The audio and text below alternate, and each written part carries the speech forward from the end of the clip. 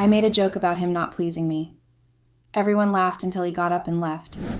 Hello, Reddit. My name is Anna, and I'm a 28-year-old doctor. I've been married for 2 years now, and although we have no kids, we're still trying for them. But I'm not sure any kids are going to come along now unless David forgives me.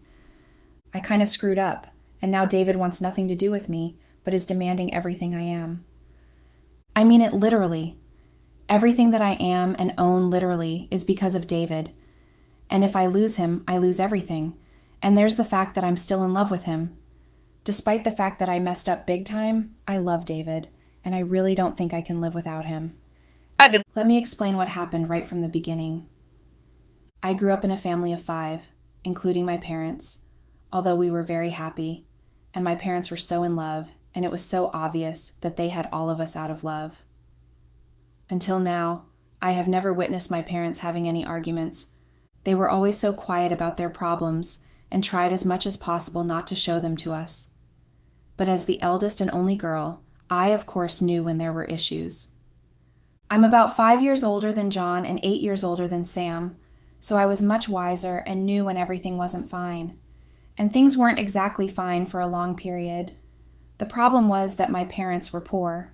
Very much, in fact. We were barely feeding fine, and then there were other bills to pay in the house and all, and it frustrated me so much. Most times, my mother would go hungry, so my brothers and I could eat, and I detested those moments. It made me feel like I was exploiting her, and I didn't like it one bit. I pretended most times in school to belong to the rich kids gang because I wanted to believe in some fantasy where I was the rich girl with rich parents, and eating didn't have to be such a difficult thing for us. The dresses I wanted growing up, and believe me, I did grow up fast. I mean body-wise. By the time I was 14, I had the body of a 25-year-old, and I really did take advantage of that fact. When I was 16, I met David. Actually, my parents met David. My brother Sam had been very sick, and he had been taken to the hospital, and he was discovered to have appendicitis. He needed an operation to get rid of it. My parents had no money, and no matter how hard they tried, they couldn't get the money. But fortunately, David, who had been a resident at the time, had decided to carry out the surgery and pay for it, seeing how desperate we were for Sam to get well, but had no money. My parents had been so grateful to him. At the time, we did not even know that his father owned the hospital because I had even witnessed him paying for the surgery. I adored him, and it was then I decided to become a medical doctor just like him. He employed my parents and gave a ridiculous amount of money as a salary for the job they were doing, which wasn't up to half of what they did in their previous jobs. Soon enough, my mom was able to save enough money to rent a shop and sell a few things. My dad continued working for him, well, until I married him. I liked David a lot during that time. I mean, I had a huge crush on him, and I even confessed to David how I felt. He had told me jokingly that when I grew up and still hadn't found someone I was in love with, then I could come back. I held on to that promise and pursued my medical dreams. When David found out my dream was to become a surgeon, he supported me. I mean, literally, he funded everything concerning my school, and he even gave me an allowance too. When I had friends in medical school, I would tell them that I was being sponsored by an uncle. I never did tell them who David was to me. Although David was always checking on me, he made sure that I lacked nothing, both counseling and whenever I needed some help from his medical experiences. I was in year 3 of medical school when I met Isaiah. Isaiah was also a medical student. He was quite rich, and it showed from the way everyone flocked around him and respected him, even the professors. I heard some rumors that his father was one of the sponsors of the university, so I guess the respect came from that. Isaiah, despite being quite wealthy, was quite humble, and girls loved him for it. Well, including me. I had a huge crush on Isaiah, and I wanted everything to do with him, but that was almost impossible with the number of people he had around him. But Isaiah noticed me one time, and it was one of my happiest moments. He had come to me because he needed some assistance with some courses, and I, of course, had gladly offered the help he needed. We started hanging out and soon became good friends. It was after a year of friendship that Isaiah and I started dating. Isaiah and I were regarded as a couple in class because of how often we hung out together. We read together, ate together, and mostly slept at each other's place. I liked Isaiah so much, and I felt he liked me too. Well, that was until another year later when I discovered that Isaiah actually liked men and not women. He was using me as a cover-up when rumors started to spread because he hadn't been dating anybody at that point. I found out in the most horrible way possible. I saw Isaiah and his best friend, who was obviously a guy, making out heavily. I mean, without clothes on, in fact. I should have noticed before, actually, but because I was blinded by the love I had for him, I ignored all the signs. One of the most important ones was not being able to turn Isaiah on no matter how hard I tried. Isaiah and I only ever had sex once throughout our relationship, and it was a 5-minute thing. Isaiah never got turned on, and at first I thought maybe he had erectile dysfunction, but he always had erections in the mornings, and even when we watched movies and sex scenes came on. That day, I had gone to get some groceries, and I met Cole outside when I was leaving. He had come to see Isaiah, like he usually did, so I wasn't even bothered by it. Most times, when he came around, they would lock themselves indoors for hours, and I thought it was because of the games they were either watching or playing because of the loud TV almost all the time. I forgot to ask Isaiah what he wanted me to get him, and when I called him, he wasn't picking up. Since I wasn't yet far from the house, I decided to go back. It was then I found them in that uncompromising state. I broke up with Isaiah, and it almost ruined me. I almost failed a semester, and it was David who helped me get back into my academics through little help here and there. When I finished school and started my internship at David's hospital, he had already become the owner of the hospital because his dad had passed on. Because I was known to be involved with David, I was treated specially. Not exactly specially, but I was not overloaded with work as the others were. But then rumors started flying around that I was sleeping around with David, even though we had not even had anything going on between us. It was then I started to want David again. I started trying to get close to David, more closely, and not as friends this time. David, of course, tried to avoid me at all costs, but I was adamant, and then I knew he really liked me, because who stayed a bachelor for so many years despite having ladies flock around him? I knew he was trying to avoid me because he was much older than me and because of my parents. My dad still worked as his gardener, and he respected my dad so much and didn't want to ruin their relationship. But I continued pestering David until he eventually caved in and finally asked me to be his girlfriend. At first, we were being discreet about it because David wanted to find a way to let my parents know, but I didn't exactly care what my parents thought, so I was the carefree one. Even in the hospital, I would go to his office when he was less busy and sit there for long hours with him, and since he is the boss, nobody dared to question why I wasn't working. I took advantage of the fact that I was with David a whole lot of times and got out of duties, so I only worked when I deemed it fit, and by the end of the year, I became a resident in the hospital, even though that was not the case for the other interns. One dreadful incident happened in the hospital, and David had helped me cover it up. It had been after that time we had gotten married. We had a small ceremony with just my reluctant father, elated mother, and his family also, who had been the witnesses. I didn't care that it was a small affair. All I cared for was that I was his wife, and it meant I got access to a lot of things, including my own promotion as a director in the hospital. My father had not been reluctant because he didn't want David to marry me, but it had been the opposite. He thought I was not good enough for David, and he had not minced his words when he said it too. But despite his not-so-cool words, I still got married to David, and he had been there to witness it.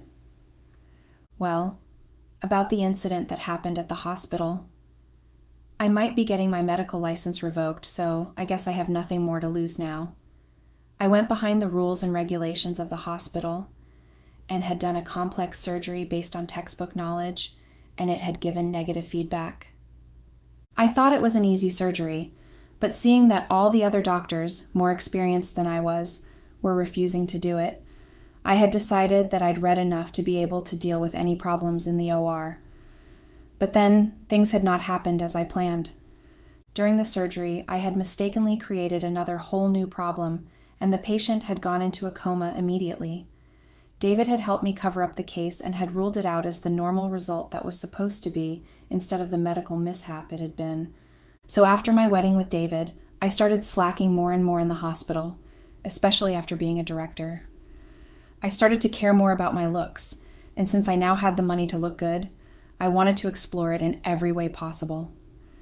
I started the journey of skincare and cosmetics, and I was visiting every beauty shop that was either recommended online or by someone and was very expensive.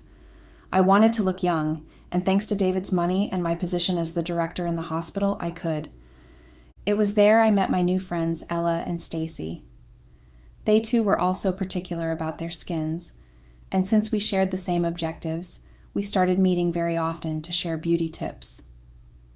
Stacy is married with 2 kids, but most of the time, the kids are stuck with their nanny so she could have time to herself, and her husband was always traveling around the world for business sake.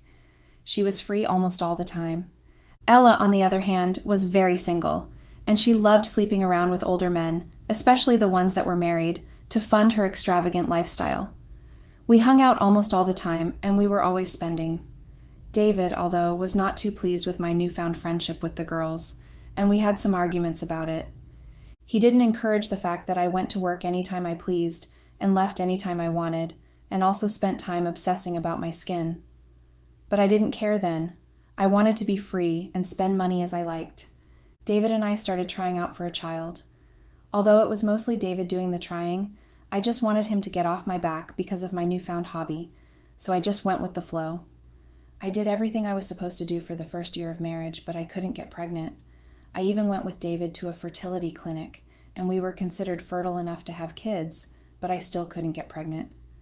I eventually stopped trying, and even though David tried to convince me to try IVF or adoption, I wasn't so cool with the ideas, so I refused.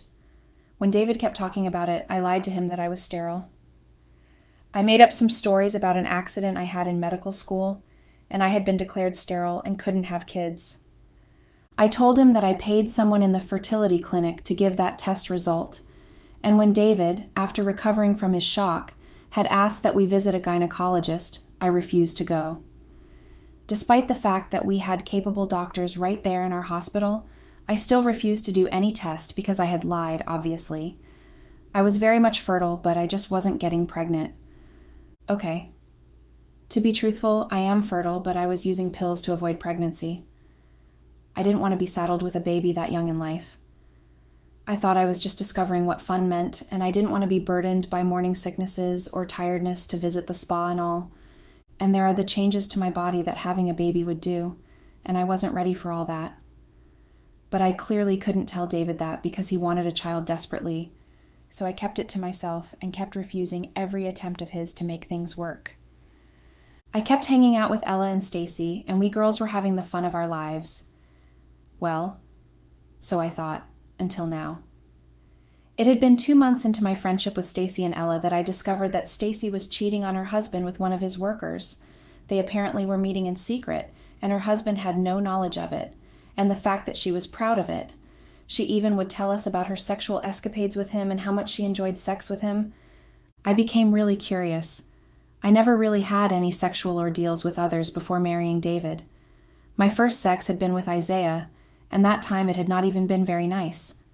The second person I ever slept with was David, and so hearing her talk about her adventurous sex, I was really curious. But then again, there was no one to do it with, so I just was curious. But it was then I met Ethan. Ethan had been one of the new interns, and he is very smart. Ethan asked all the right questions, and he was quick to give answers, and the way he worked showed that he was not only textbook smart, but was good at dealing with the physical aspect of it. He caught my interest when I had been visiting the hospital that day to drop off some things for David, when the interns had been asked a question by one of the residents, and he had answered very smartly, in fact. I remembered being asked that question when I was an intern, and I had stammered through the answer because it had been a trick question. But Ethan clearly didn't have that problem because he had answered very quickly and did not even stammer. I was greatly impressed, and I had asked about him. The answers were easy because I was, of course, one of the bosses, and I could get access to their files. I started visiting the hospital more frequently just to see Ethan at work. All of those times, I did not speak to him. I just observed him from afar. David was quite happy that I was finally coming back into the hospital, and he had not noticed it was for an entirely different reason. When I told my friends about my newfound interest in Ethan, they had encouraged me to pursue him if I wanted to. I shied away from the idea at first, though, because I was obviously married, and David loved me very much, and I did love him too. I didn't want to cheat on him. I was already lying to him about the sterile thing. I didn't want to add to the list of the things I was doing, so I decided to stop trying to find out anything about Ethan. But then again, I just couldn't stop. I was intrigued by his brilliance, and it amused me how he would occasionally almost absent-mindedly tap his pen against his teeth when he was wondering about something, or how his face lit up whenever he solved some sort of puzzle in his head. I was starting to think I needed help, especially because I was his boss, literally, and yet I found time to notice these little things about him. And again, I was very much married. Well, I guess I was not the only one who noticed the other person. Ethan started to come to my office. At first, it had been with excuses of having questions that needed answers from me because I was around and the others weren't. Then later, it was some questions about the rules and regulations of the hospital and all. Eventually, I discovered he was just making up excuses to talk to me. I asked him directly what he wanted from me, knowing I was married, and Ethan had told me his feelings weren't exactly bothered by the fact that I was married or that I am his boss. I honestly had not wanted things to go further, but it had, far and farther beyond anything I could have done. Ethan and I started sleeping together. No. We obviously couldn't do it in the hospital, so yes, we found ways of meeting outside the hospital. The first time it happened had been when he had invited me out for lunch on his day off from work. I went with the idea in my head that I was going to list all the very obvious reasons why we couldn't be together. But as you must have guessed, it hadn't ended the way I planned. Or let's just say it ended up the way my heart had pictured it, but not the way my brain had pictured it would. So Ethan had decided that the best place to meet up for lunch was his apartment so we could talk comfortably, and I had agreed to it. He cooked and set up the table while I watched him, and we talked about random stuff. We ate, and after we were done with our food, he had opened up a bottle of wine, and we drank and just still talked. He told me about his past, including his parents, and then his ex-girlfriend, who had ended things with him because he was too busy with work to have her time. Then she had decided to move on with his own brother. Apparently they were married now, and he couldn't bear the emotional grunt of it all, which was why he had moved to our town. I felt pity for him, and I sympathized with him. Well, that sympathy had turned into another thing entirely because Ethan and I had ended up in his one bedroom on his bed and without any clothes. After the whole thing, I regretted it so much, and I just left without a word to Ethan, even though he tried getting me to say something. I felt really guilty that day, and I wanted so badly to confess my sins to David, but I just couldn't. I was scared he would never forgive me, and I couldn't lose him, so I just kept everything to myself, promising myself that it would never happen again. All I had to do was just beg Ethan to keep quiet about everything that had happened between us. But that was certainly not the case because the whole thing repeated itself over and over again. In fact, Ethan had been so daring one time, and we had sex right over my desk in my office. I had to place my hand over my mouth to avoid moaning out loud in case anyone could hear us. I stopped having sex with David, although not completely. I loved David, and I still do, but at that point, I just wasn't enjoying sex with him as much as I was with Ethan. Ethan had a huge male genital organ in comparison to David's, and he pleased me a great deal more than David did. David was quite religious, even though he barely went to church. He didn't believe in getting down and dirty with his tongue, and he never tried it with me before. But Ethan was no saint. I mean at all. He did all sorts of things, and he taught me different things, even to some very, very naughty things that I'd rather not talk about here, but you know what I mean.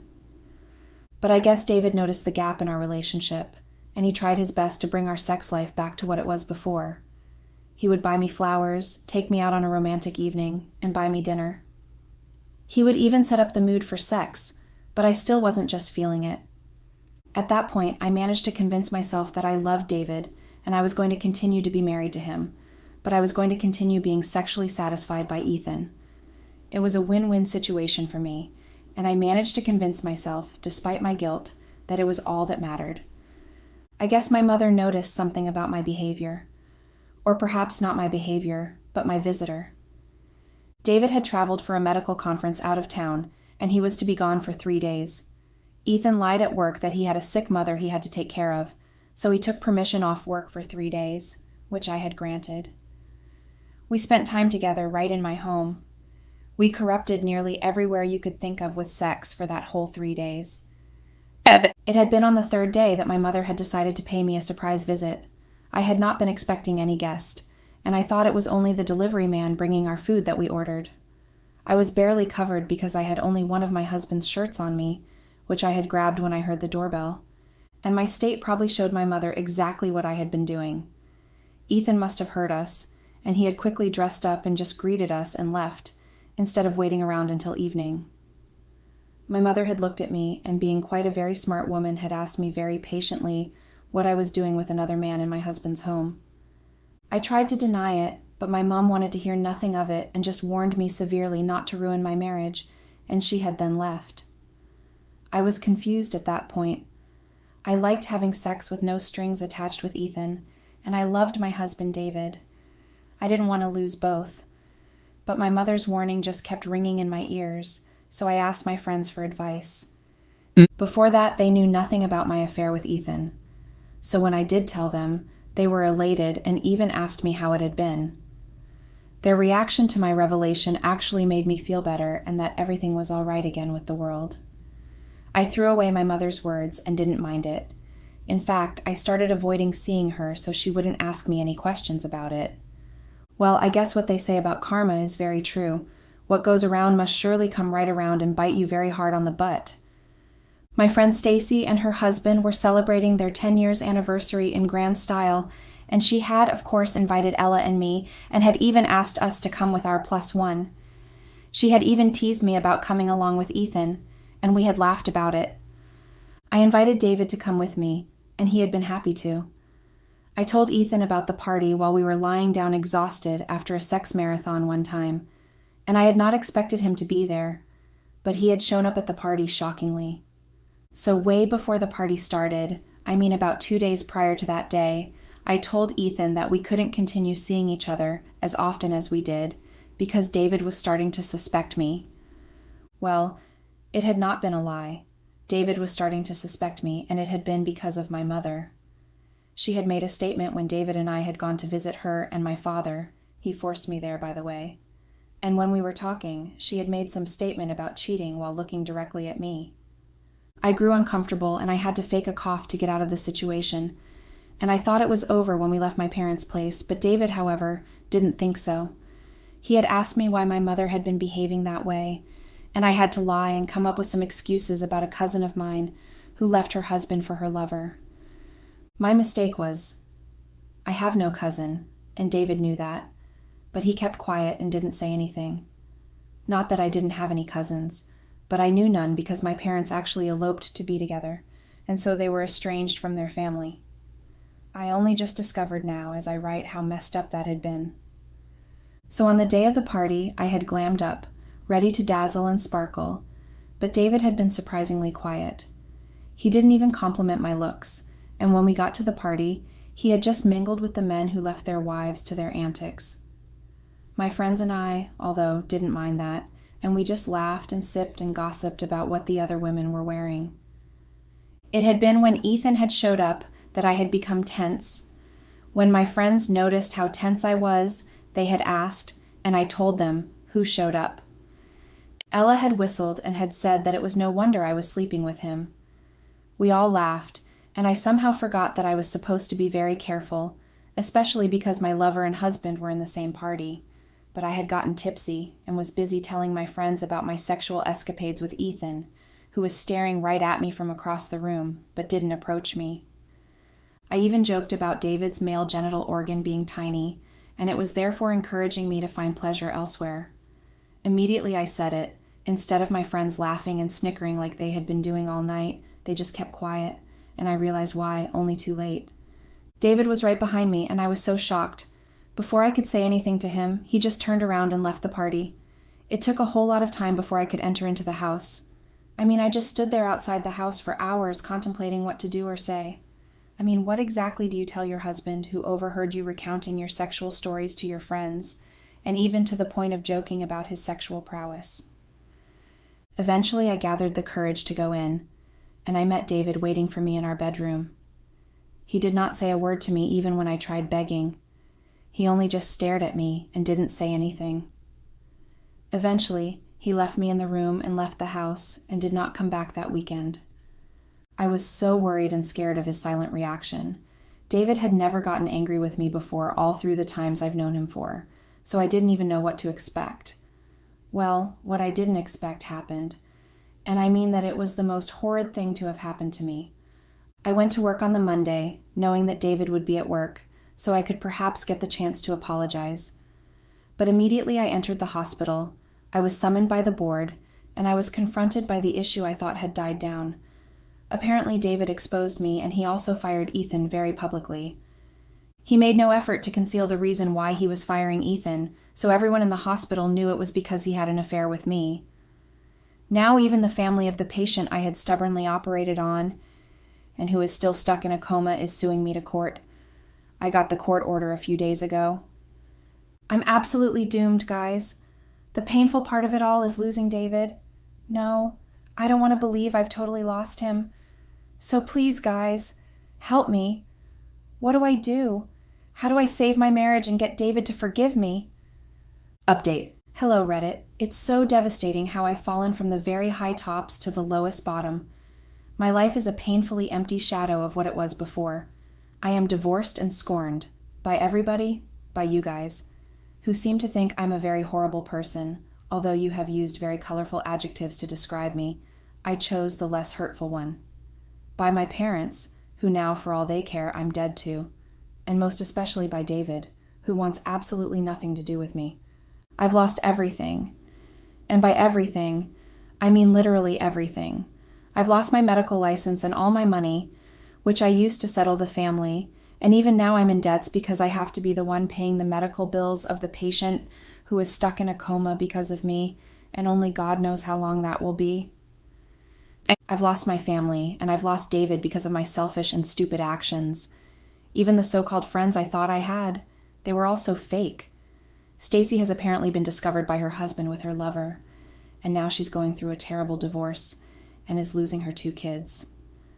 Ella just left town because she was found out by one of the many men's wives she was sleeping with, and she has been haunted severally both at home and everywhere she went. So I'm all alone in this mess I've created for myself. I'm so ashamed of myself. I cannot believe I thought I would get away with everything I did to David.